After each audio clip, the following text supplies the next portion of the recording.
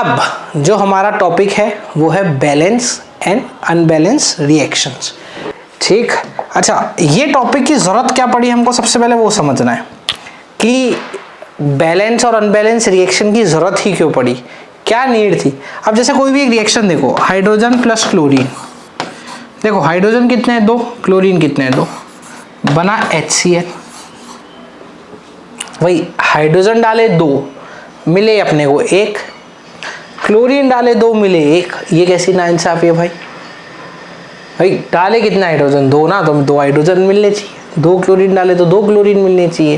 जैसे सपोज 20 ग्राम ये डाला, 20 ग्राम ये वाला, तो 20 में से एक ही उधर मिला, 10 ग्राम इसका मिला, 20 में से 10 ग्राम इसका मिला, 20 ग्राम क्या रिएक्शन खा थोड़ी ना जाएगी, उसको भी तो चाहिए 20 ग्राम।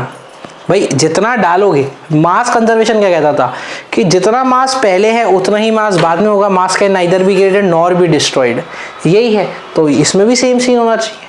भाई आपने हाइड्रोजन डाला 20 ग्राम और क्लोरीन डाला 20 ग्राम, और यहाँ पे देखने को मिल रहा है ओनली 1 हाइड्रोजन, या ऐसे समझ लो 2 एटम आपने इधर दो हाइड्रोजन डाले, आपको मिला इधर 1 हाइड्रोजन, 2 क्लोरीन डाले, इधर मिला 1 क्लोरीन। तो यार ये तो बड़ा नाइंसाफी वाली रिएक्शन है, ये क्या हो रहा है, ऐसा कैसे पॉसिबल है। तो इन सब चीज़ों को बचाने के लिए हम बैलेंस केमिकल रिएक्शन की ज़रूरत पड़ती है कि टोटल जितना मास रिएक्शन का है, रिएक्टेंट का है, रिएक्टेंट सपोज 20 ग्राम का है, तो भाई साहब प्रोडक्ट भी हमारा 20 ग्राम का ही होना चाहिए। तो इसलिए हम रिएक्शन को क्या करते हैं, बैलेंस, कि आपकी जो रिएक्शन है ये देख अनबैलेंस है, इसको बैलेंस कर देंगे तो जितना मास प्रोडक्ट का होगा उतना ही मास किसका होगा बच्चे, रिएक्टेंट का। जितना मास हमें प्रोडक्ट का चाहिए उतना ही मास हमें किसका चाहिए, रिएक्टेंट्स का, उतना ही मास करने का हमको किस लिए चाहिए, रिएक्टेंट का। सबसे पहले लाइन पढ़ो, मास can neither be created nor be destroyed in a chemical reaction. इसका मतलब जो टोटल मास है, टोटल मास, जो टोटल मास है वो क्या रहना चाहिए बच्चे अपना, कांस्टेंट। टोटल मास हमारा क्या रहेगा, कांस्टेंट। जितना मास हमने डाला है उतना ही होना चाहिए भाई, ज्यादा 2 मत दो पर कम तो नहीं चलेगा, ठीक है। जितना मास है, अबे यार एक बात बताओ, 20 ग्राम में डालूंगा तो 20 ग्राम ही तो इच्छा करूंगा कि मैं 20 ग्राम वापस आएगा, कोई नया थोड़ी ना आ जाएगा। 20 ग्राम डाला तो 20 ग्राम हमें वापस भी मिलना चाहिए, ठीक है। चलो नेक्स्ट क्या है, टोटल। अब नेक्स्ट पॉइंट क्या लिखा है, the total mass of element product in the present in the product of chemical reaction has to be equal to the total mass present in the reactant. यानी जितना मास हमारा reactant में है उतना ही मास हमको किस में चाहिए बच्चे, प्रोडक्ट में। उतना ही मास हमको किस में चाहिए, प्रोडक्ट के अंदर। जितना मास हमें रिएक्टेंट में चाहिए उतना ही मास हमें किस में चाहिए बच्चे, प्रोडक्ट में, ठीक है।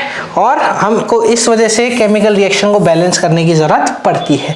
तुम समझने पे फोकस रखो, अगर तुम्हें समझ आ गया ना तो तुम लिख के आ जाओगे, ये पक्की बात है, ठीक है। तो जितना मास हम रिएक्टेंट में डालेंगे उतना ही मास हमें किस में चाहिए, प्रोडक्ट में। तो देखो रिएक्शन को बैलेंस कैसे करेंगे, आ जाओ पहले एक इजी एग्जांपल से दिखाता हूँ तुम लोगों को। इसी एग्जांपल से हाइड्रोजन प्लस क्लोरीन हमें क्या दे रहा है बेटे, HCl। हमें इसको बैलेंस करने की जरूरत है, क्यों, क्योंकि देखो बैलेंस कैसे करोगे, जितने एलिमेंट्स उनको सबको एक तरफ लिख लो, हाइड्रोजन क्लोरीन 2 ही एलिमेंट्स है, तो दोनों एलिमेंट्स को मैंने लेफ्ट हैंड साइड में लिख लिया आराम से।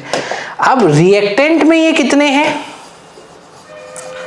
और प्रोडक्ट में ये कितने हैं, हमको दोनों पता लगाने कि ये रिएक्टेंट में कितने हैं और प्रोडक्ट में कितने हैं। तो देख रिएक्टेंट में कितने हाइड्रोजन दिख रहे हैं, 2, क्लोरीन में कितने रिएक्टेंट्स दिख रहे हैं, 2 रिएक्टेंट हाइड्रोजन में, 2 क्लोरीन रिएक्टेंट में। प्रोडक्ट में देख, प्रोडक्ट में सिर्फ ओनली 1 हाइड्रोजन दिख रहा है, तो 1 हाइड्रोजन। क्लोरीन देख, क्लोरीन सिर्फ 1 क्लोरीन दिख रहा है, तो 1 क्लोरीन। अब देख कितनी नाइंसाफी है, हाइड्रोजन डाले 2 मिला 1, क्लोरीन डाले 2 मिला 1। तो इस नाइंसाफी को और law of conservation of mass को, कि जितना मास रिएक्टेंट का होगा, जितना मास रिएक्टेंट का होगा उतना ही मास प्रोडक्ट का होना चाहिए। इसको ट्रू कराने के लिए कि भैया ये ट्रू है, ट्रू, इसको ट्रू करवाने के लिए हम रिएक्शन को क्या कर रहे हैं, बैलेंस। हम रिएक्शन को क्या कर रहे हैं, बैलेंस। तो मैं एक एक चीज समझते चलो। मैं इस लेक्चर की स्पीड तेज नहीं रख रहा, रखनी भी नहीं है मेरे को। क्यों? क्योंकि मुझे एक एक पॉइंट तुम लोगों को अच्छे से समझाना है कि क्या हो रहा है। आ जाओ, ठीक है। देखो, भागेंगे दौड़ेंगे कुछ नहीं, एक ही बार पढ़ेंगे, तमीज से पढ़ेंगे, बढ़िया तरीके से। आ जाओ, 2 क्लोरीन। अब इसको बैलेंस कैसे करें? अब इसको बैलेंस करने के लिए सबसे बढ़िया जो तरीका होता है ना, वो होता है हिट एंड ट्रायल। ठीक है, हिट एंड ट्रायल, इसको तुम मल्टीप्लीकेशन मेथड भी बोल सकते हो। ठीक है, अब इसमें क्या है, कुछ नहीं है, तुम्हें दिख जाए ये 2 है, ये 1 है, इसको 1 को कैसे 2 बना सकते हैं? मल्टीप्लाई करके। तो यहाँ पे इंटू 2 कर दे, यानी हाइड्रोजन रिएक्टेंट में 2 है, प्रोडक्ट में 1 है, तो प्रोडक्ट से कितने को मल्टीप्लाई कर दे? प्रोडक्ट से 2 मल्टीप्लाई कर दे, 2 का मल्टीप्लाई कर दिया प्रोडक्ट में, तो 1 इंटू 2 क्या हो गया? 2। तो यानी हाइड्रोजन को मैंने यहाँ 2 से मल्टीप्लाई कर दिया। जैसे ही मैंने 2 को हाइड्रोजन से मल्टीप्लाई किया, हाइड्रोजन के साथ Cl भी बैठा था, तो Cl भी कितने से मल्टीप्लाई हो गया हमारा? 2 से। तो ये ऑटोमेटिकली 2, और देख रिएक्शन बैलेंस हो गई। देख, 2 रिएक्टेंट, एक हाइड्रोजन को 2 कैसे बनाया? इंटू 2 करके, इंटू 2 कर दिया, 2 हाइड्रोजन बन गए। अब जैसे ही मैंने हाइड्रोजन को इंटू 2 किया, हाइड्रोजन के साथ Cl भी तो था, तो Cl भी तो मल्टीप्लाई हुआ, तो Cl भी मल्टीप्लाई होकर क्या हो गया? जहाँ एक Cl था वो 2, तो 2 हाइड्रोजन डाले, 2 हाइड्रोजन मिले, 2 क्लोरीन डाले, 2 क्लोरीन मिले, तो रिएक्शन बैलेंस हो गई। यानी नई रिएक्शन क्या हो गई हमारी? H2 + Cl2 गिव्स हमें 2HCl, गिव्स हमें 2HCl, और ये रिएक्शन हमारी बैलेंस हो गई, बैलेंस रिएक्शन।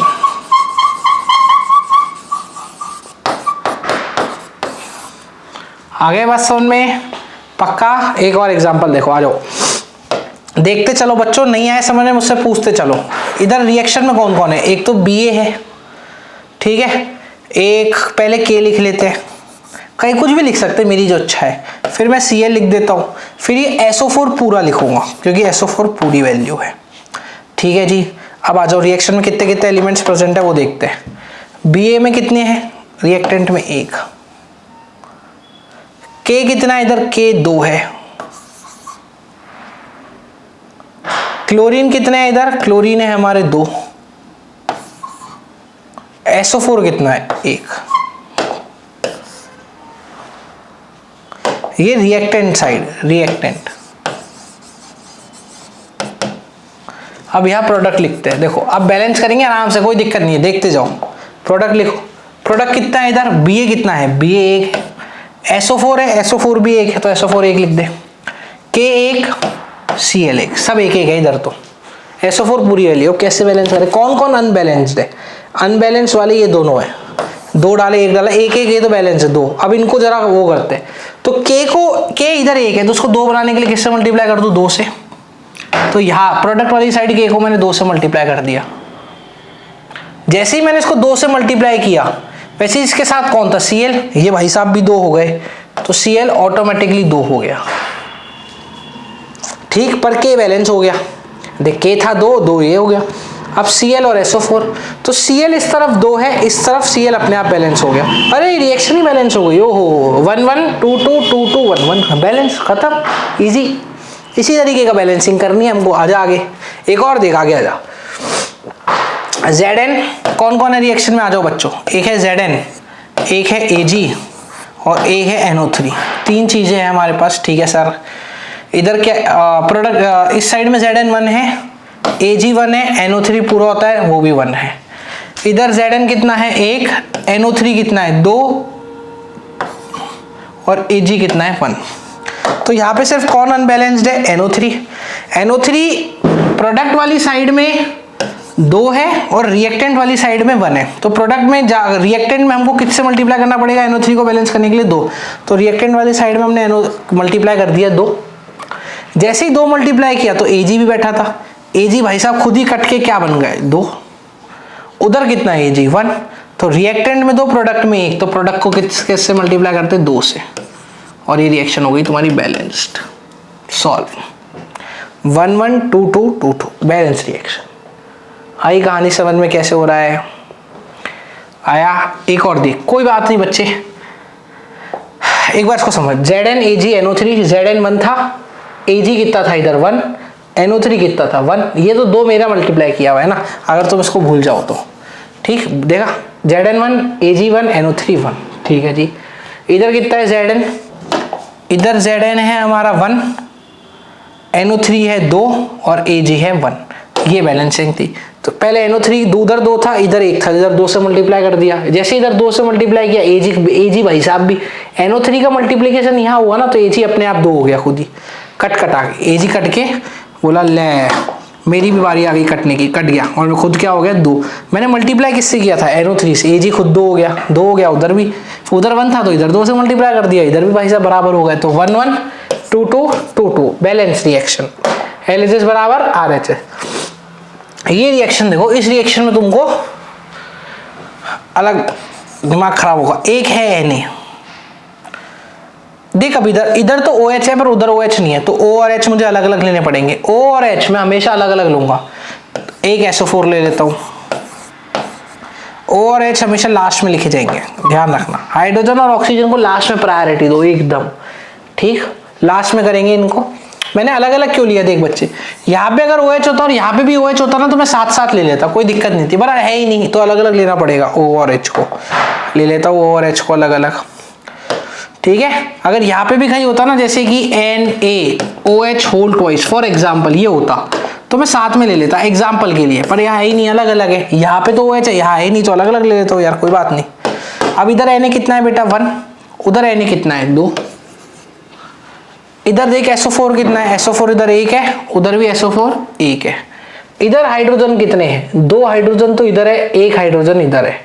अच्छा ऑक्सीजन गिनने के पहले देख, SO4 का ऑक्सीजन नहीं गिनेंगे, SO4 पूरी जो अपनी अपनी होती है। SO4 का पूरा नाम होता है सल्फेट, सल्फेट।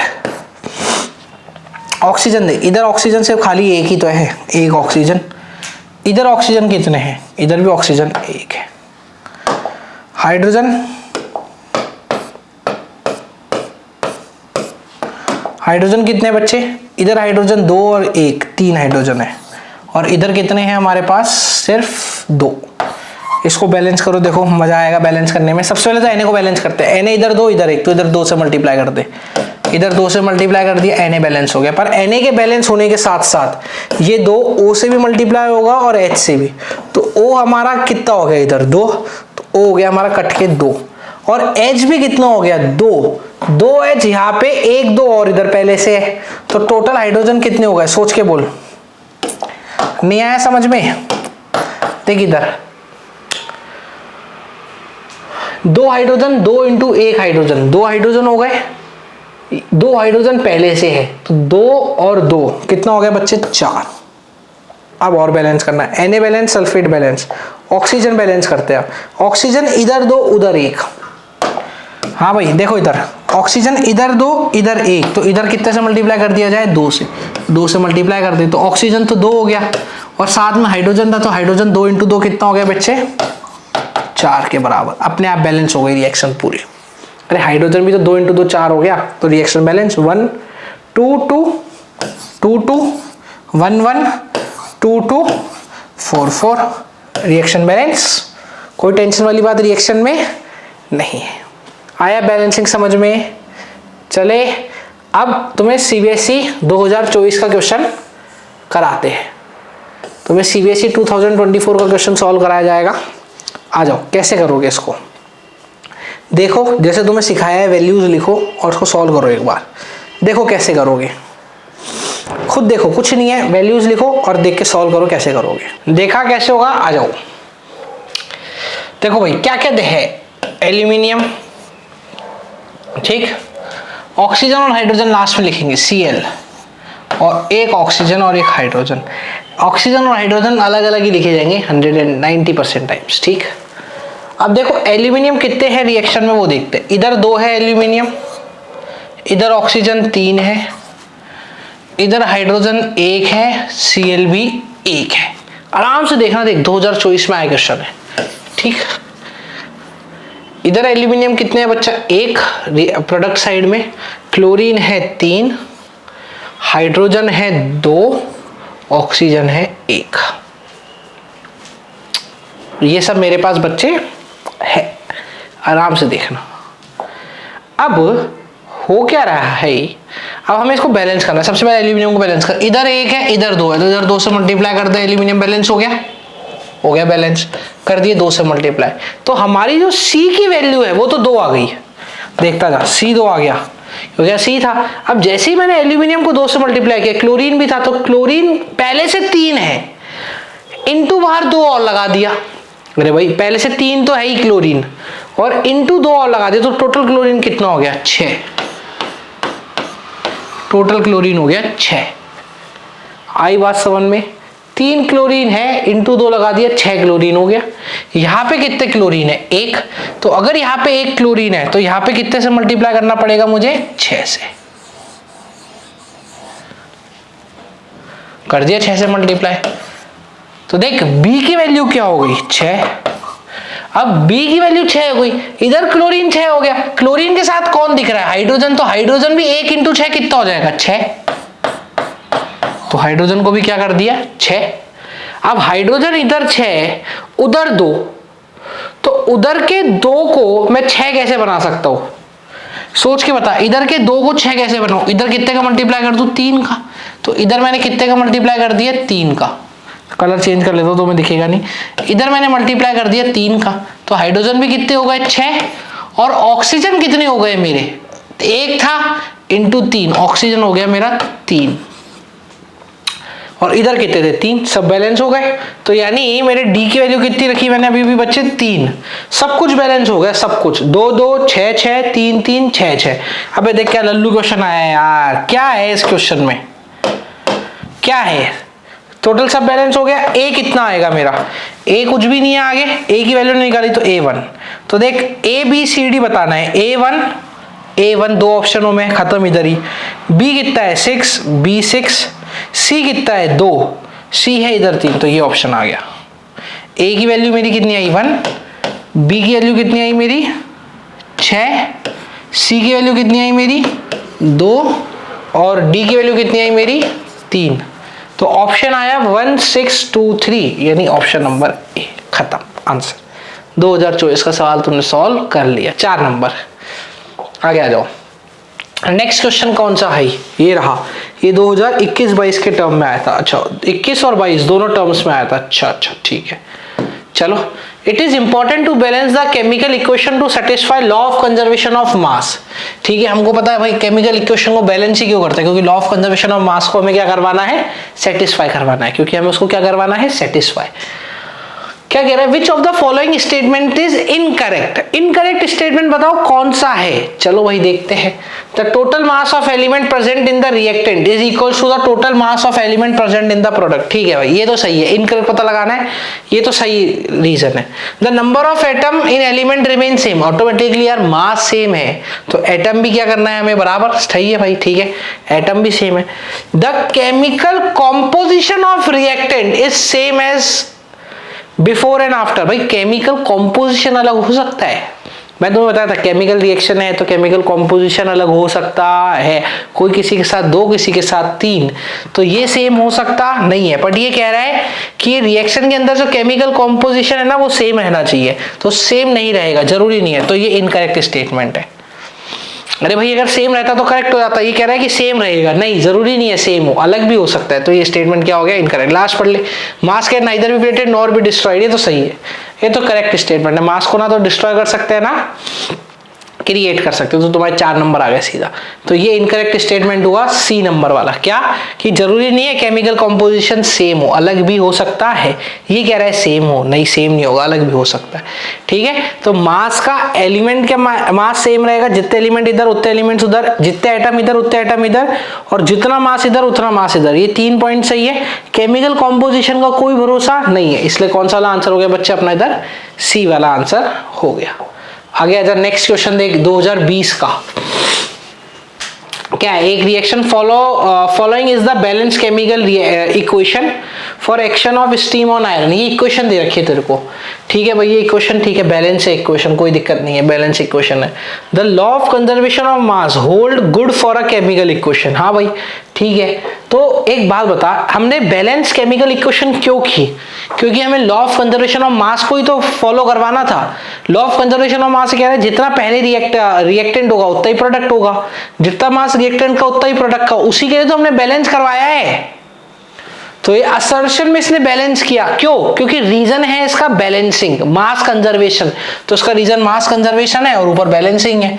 तो ए और आर दोनों ट्रू है, ए भी ट्रू और बी भी ट्रू है, ट्रू दोनों, बट क्या जो बैलेंसिंग हुई है क्या वो मास कंजर्वेशन की वजह से हुई है? हाँ, तो आर जो है वो ए की करेक्ट एक्सप्लेनेशन है, तो इसलिए ऑप्शन ए।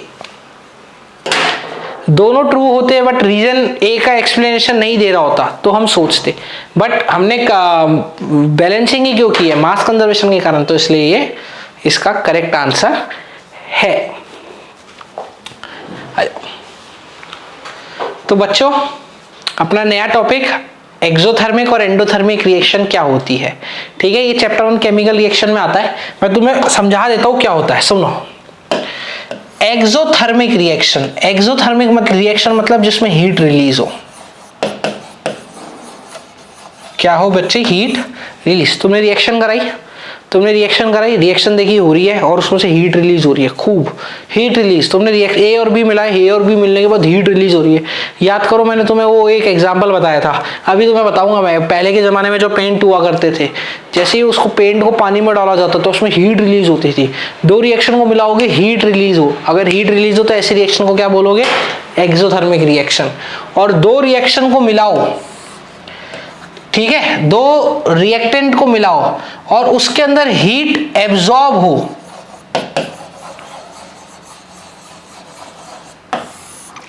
उसके अंदर हीट क्या हो? एब्जॉर्ब। दो रिएक्टेंट मिलाए ए प्लस बी और उसके अंदर हीट एब्जॉर्ब होना स्टार्ट हो जाए, हीट उसके अंदर एब्जॉर्ब हो जाए या उसको हीट देनी पड़े, इसमें क्या होगी? Heat release. इसमें हीट को क्या होगा? हीट हमें देनी पड़ेगी, हीट विल बी गिवन।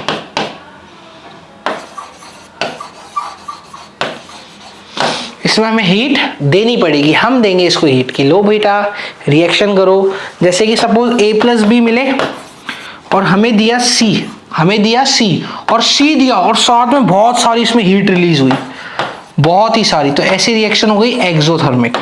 और देख एंडोथर्मिक के लिए देख, ए और बी दोनों को मिलाया, ये भाई साहब मिल ही नहीं रहे, बोले हम नहीं मिलेंगे, नहीं मिल रहे, रिएक्शन ही नहीं करा रहे। ये तो सटासट रिएक्शन करा के हीट दे दिए, रिएक्शन कराई हीट, समझ रहे हो? एक्सोथर्मिक में तो हीट बाद में आ रही है, प्रोडक्ट में है हीट, पर ये भाई साहब तो दोनों रिएक्ट ही नहीं कर रहे। नहीं करेंगे रिएक्ट, तो अब क्या करेंगे? बोलो। तो अब क्या करेंगे? करेगा हीट तू देख, दो घर में लड़ाई नहीं हो रही, बुआ को बुला लिया जाएगा। देखो बुआ आएगी, क्या आएगी? बुआ। अब बुआ आई, बुआ कौन है इनकी? हीट। बुआ ने क्या लगाई? चिंगारी। और जैसी चिंगारी लगाए ए और बी भागते भागते रिएक्शन करे और क्या बनाए? A B. अरे आया, यहाँ तो ए और बी मिल गए, फिर बाद में बुआ पैदा हो रही है। यहाँ रिएक्शन कराने से पहले ही बुआ चाहिए, बुआ को क्या करा रही है इसके अंदर? रिएक्शन। तो ऐसी रिएक्शन जिसमें हीट देनी पड़े रिएक्शन कराने के लिए, वो उसको बोलते हैं एंडोथर्मिक रिएक्शन। समझ गए? कलेश रिएक्शन, ए और बी, बुआ बुला लो, तो ये रिएक्शन बुआ परफॉर्म करा देंगी, बना देंगी ए बी। और एक्सोथर्मिक में क्या होता है? दो एलिमेंट्स मिलाए, प्रोडक्ट बना, प्रोडक्ट के साथ हीट आ रही है, यानी रिएक्शन कराने के बाद टेस्ट ट्यूब गर्म हो जाए तो वो रिएक्शन हो गई एक्सोथर्मिक। और कई बार क्या होता है, दो रिएक्टेंट नहीं मिल रहे होते तो उस टेस्ट ट्यूब को बर्नर पे रखा जाता है, फिर बर्नर पे उसको मिलाया जाता है, वो ऐसी रिएक्शन हो गई एंडोथर्मिक की, हम हीट दे रहे हैं, हम उसको गर्म कर रहे हैं, तब वो रिएक्शन हो रही है। ठीक है, अब देखो इसके एग्जाम्पल देखते आ जाओ। पहली आती है एक्सोथर्मिक रिएक्शन। मैंने तुम्हें अभी भी बताया एक्सोथर्मिक रिएक्शन क्या होती है, जिसके अंदर हीट क्या हो? इवॉल्व हो। इसके अंदर हीट क्या हो? इवॉल्व, हीट देता है हमको। ठीक है, इसका example burning of natural gas, coal, example इसके। ठीक है, इसका पहला एग्जांपल देखो, कैल्शियम ऑक्साइड। मैंने तुम्हें बताया था घर का कली पेंट, पहले के जमाने में चूना पेंट होता था ना, कली पेंट, ये रहा कली पेंट, हिंदी में इसको कली कहते थे, कली। जैसे ही तुम इसको पानी के साथ डालोगे, अरे पानी के अंदर डालते ही भभक के स्टार्ट हो जाता है इसके अंदर, ये एकदम ऐसे उबलना स्टार्ट हो जाता है। पहले मिट्टी के अंदर इनको डाला जाता था, मैंने तुम्हें अभी बताया थोड़ी देर पहले। ठीक है, अगर तुम लोग नहीं देखे तो मेरे थोड़ा सा प्रीवियस लेक्चर जाके देखो, समझ में आ जाएगा। इसमें ऐसे जोर से ये उबलने लग जाता था, 3 दिन तक ये उबलता है, और मिट्टी के बर्तनों में रखा जाता था। क्यों? क्योंकि मिट्टी नहीं पिघलती इतनी आसानी से, मिट्टी के जो घड़े होते थे ना, मटके, उनमें रखा जाता था ताकि ये रिएक्शन परफॉर्म करा पाए। और क्या बनता था इधर, CaOH होल ट्वाइस, जिससे हमारा पेंट होता था। इसको बोलते हैं स्लेक लाइम। इसका बच्चे, इनको है ना हल्के में मत ले लेना, मैं पहले कह रहा हूँ, इनके नाम तुम्हें रटे होने चाहिए। CaO को क्विक लाइम बोलते हैं और CaOH होल ट्वाइस को स्लेक लाइम बोलते हैं। तो ये रिएक्शन हो गई बच्चे हमारी एक्सोथर्मिक। रिएक्शन के बाद हमको क्या दे रहा है, हीट। तो रिएक्शन के बाद अगर हीट मिलेगी तो कैसी रिएक्शन हुआ, पहला एग्जांपल एक्सोथर्मिक का। देख अगला, ये है रेस्पिरेशन। क्या है, रेस्पिरेशन। ग्लूकोज था, हवा से ऑक्सीजन ली, बॉडी से ऑक्सीजन ली, रिएक्शन करा के कार्बन डाइऑक्साइड और पानी निकला, और साथ में इसने बाद में हमें एनर्जी दी। तो जब भी हमें रिएक्शन के बाद में एनर्जी मिलेगी तो ऐसी रिएक्शन को क्या बोला जाएगा, एक्सोथर्मिक। ऐसी रिएक्शन को क्या बोला जाएगा, एक्सोथर्मिक। तो ये तुम्हारा एग्जांपल आ गया। ठीक है, इसको रेस्पिरेशन वाली रिएक्शन होती है। ये ग्लूकोज तुम कैसे लेते हो, कोई भी खाने के थ्रू, बनाना खा लिया, banana is a source of glucose की ड्रिप चढ़ती है, तो ये वही है। ऑक्सीजन डाला, CO2 पानी, CO2 तो तुमने अपनी नाक से छोड़ दी, गई तुम्हारी CO2। अरे भाई नाक से अपनी CO2 छोड़ते हो, यही CO2 है। तुम्हारे अंदर का ग्लूकोज का ब्रेकडाउन हो रहा है, तुम्हारे अंदर अगर ग्लूकोज खत्म कर दूं तो तुम्हारा CO2 आना बाहर खत्म हो जाएगा। तुम्हारा CO2 बाहर आना खत्म हो जाएगा तो तुम O2 अंदर नहीं ले पाओगे, समझे। अरे ये CO2 नाक से छोड़ोगे तभी तो O2 अंदर लोगे भाई, या अंदर O2 भरते जाओगे, गुब्बारा बन जाओगे। ये समझो, ग्लूकोज खाना पड़ता है, ग्लूकोज से भगवान हमें बाहर क्या देगा, CO2 पानी का पानी देखेगा, पानी से कोई मतलब नहीं है, और एनर्जी बाहर आई। और क्या बाहर आई, एनर्जी बाहर आ गई। एनर्जी बाहर आने का मतलब एक्सोथर्मिक रिएक्शन। एनर्जी बाहर आने का मतलब एक्सोथर्मिक रिएक्शन। घुसा को दिमाग में, ये CO2 यहाँ से आती है, ग्लूकोज लेना बंद कर दो, गेम खलास। अरे तभी तो वो सगड़े से लोग होते हैं, वो तुमने देखा होगा, उनकी ड्रिप छड़ी रहती है पूरी, उनकी जिंदगी का ग्लूकोज खत्म हो जाता है। ग्लूकोज खत्म हो जाएगा तो CO2 कहाँ से देंगे। अबे वो डंडी सामान लोग नहीं बैठे रहते ऐसे हॉस्पिटलों में, ओह तो बिल्कुल एकदम हड्डी सा आदमी होता है, सबसे पहले उसको बोलता है डॉक्टर ग्लूकोज चढ़ाओ उसको, वो इसी चक्कर में चढ़ाते। ठीक है, आ जाओ। अब ग्लूकोज से आते हैं वापस बाहर, एंडोथर्मिक रिएक्शन। एंडोथर्मिक रिएक्शन क्या होती है, ऐसी रिएक्शन, बुआ वाली। बुआ, पापा मम्मी बैठे थे, साथ में बुआ आई। बुआ नहीं आएगी तो पापा मम्मी लड़ाई नहीं होगी। पापा मम्मी की लड़ाई कौन कराएगा, हमारी बुआ। बुआ को गायब कर दो, देखो लड़ाई खत्म, दोनों रिएक्शन ही नहीं करेंगे, चुपचाप बैठे रहेंगे। हाँ जी खुश हो जी, आप भी खुश हो जी, हाँ जी खुश हो। बुआ आ गई, बुआ ने क्या कराई, लड़ाई। बुआ ने लड़ाई करा के रिएक्शन को परफॉर्म करा दिया, और क्या बन गया, AB। ठीक है, बुआ ने क्या बना दिया, AB। तो अब इस रिएक्शन को होने से पहले हीट चाहिए, तो ऐसी रिएक्शन इनको होने से पहले हीट चाहिए, उनको बोलते हैं एंडोथर्मिक रिएक्शन।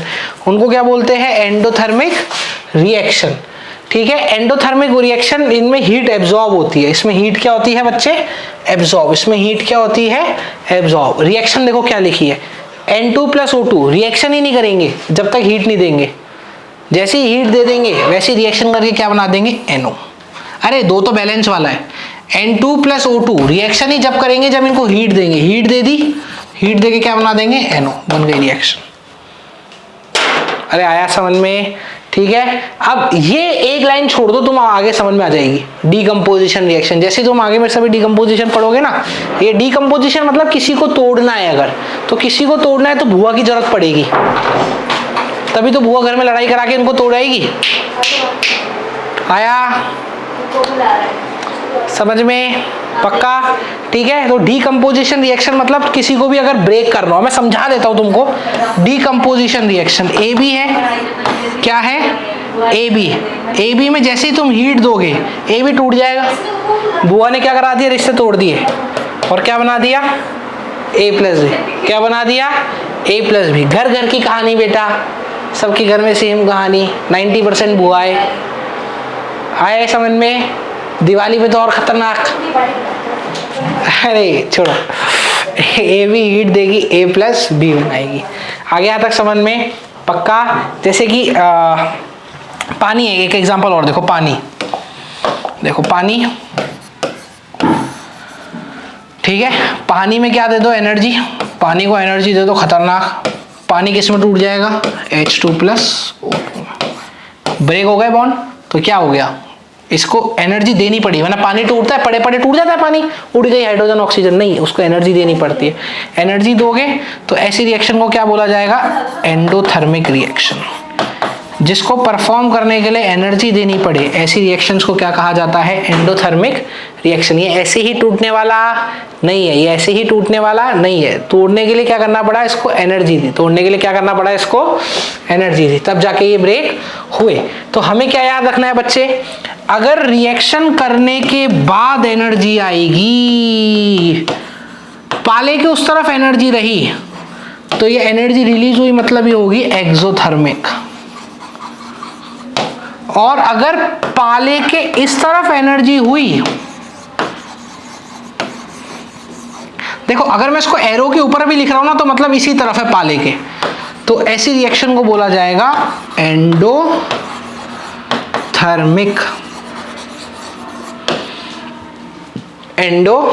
रिएक्शन। बस इतना ध्यान रखना है, 2-3 एग्जांपल याद कर लो और उसको समझ लो। तो ये तुम्हारा एंडोथर्मिक और एक्सोथर्मिक रिएक्शंस होती है, जिसमें सबसे अच्छा एंडोथर्मिक रिएक्शन, एक्सोथर्मिक रिएक्शन जो तुमको याद करनी है वो ये है, ये वाली सबसे इंपॉर्टेंट है, ये वाली बहुत इंपॉर्टेंट है। एक्चुअली पता है ये रिएक्शन तुम्हारी काम आएगी अभी एक जगह और, व्हाइट वॉशिंग के अंदर। तुम अभी आगे सब समझ जाओगे, चिंता मत करो। ये वाली रिएक्शन तुम्हारी किस में काम आने वाली है, व्हाइट वॉशिंग में। मैं समझाऊंगा तुम्हें कैसे, ठीक है। ये रिएक्शन में तुम्हें अभी बहुत आराम से समझाऊंगा, एकदम चिल हो। ये रिएक्शन तुम 2-3 बार सुन लोगे ना, तो आगे जाके तीसरी बार में मैं तुम्हें इसको आगे और क्लियर कर दूंगा, ठीक है। तो ये तुम्हारा एंडोथर्मिक और एक्सोथर्मिक रिएक्शन होती है।